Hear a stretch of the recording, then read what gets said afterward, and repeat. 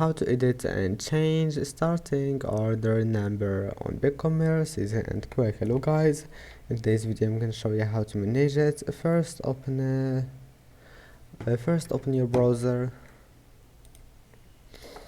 and now once you're here, go to settings, and as you see here we'll find the Bigcommerce settings.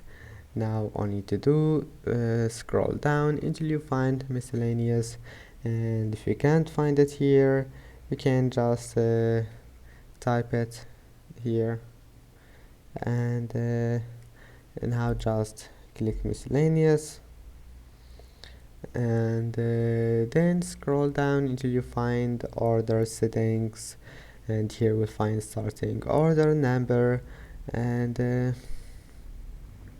that's it. You can manage it, just change it, and then click save. It will be saved. I hope that can help you, and that's it for today's video. If you like this video, please don't forget to like and don't forget to subscribe, and thank you for watching this video until the end, and see you in the next video.